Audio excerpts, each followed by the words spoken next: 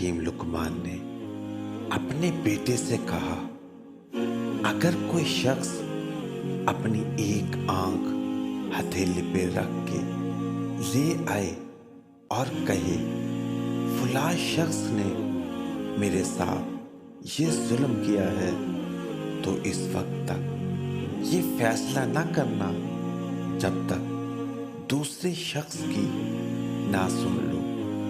کیا معلوم یہ شخص اس شخص کی دونوں آنکھیں نکال کے آیا ہو۔ آپ فرماتے ہیں، دیر سے بنو لیکن کچھ بنو، کیونکہ لوگ وقت کے ساتھ خیریت کی بجائے حیثیت پوچھنے لگتے ہیں۔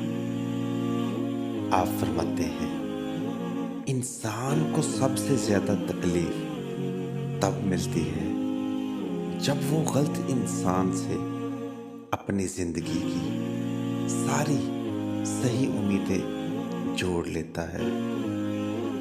آپ فرماتے ہیں، اعمال پھل ہوتے ہیں اور الفاظ صرف پتے کی مانند۔ جس کام کو کرنے سے دل ڈرتا ہو اسے ہر حال میں ضرور کرو، اسی کام میں تمہاری کامیابی پوشیدہ ہے۔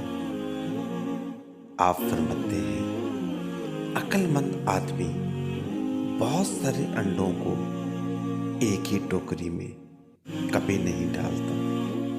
احتیاط دانائی کی شرط اول ہوتی ہے۔ آپ فرماتے ہیں، دوسروں کی غلطیوں سے سبق حاصل کر رہے ہو تو تم زندگی میں کبھی دھوکہ نہیں کھاؤ گے اور ہمیشہ کامیابی سے ہمکنار رہو گے۔ آپ فرماتے ہیں، مرد وہی کچھ بنتا ہے جو اس کی ماں اسے بناتی ہے۔ نام میں کیا رکھا ہے؟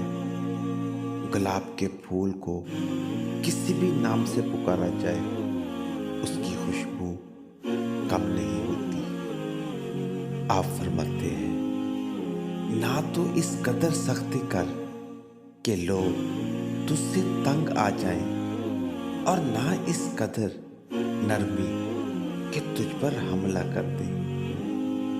آپ فرماتے ہیں، جو شخص بچپن میں ادب کرنا نہیں سیکھتا، بڑی عمر میں اس سے بھلائی کی کوئی امید نہیں۔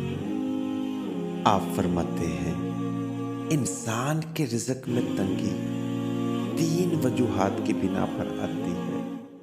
نمبر 1، دسترخوان پر بے جا گفتگو کرنا۔ نمبر 2، اللہ پاک کی نافرمانی کرنا۔ اور نمبر 3، نماز ترک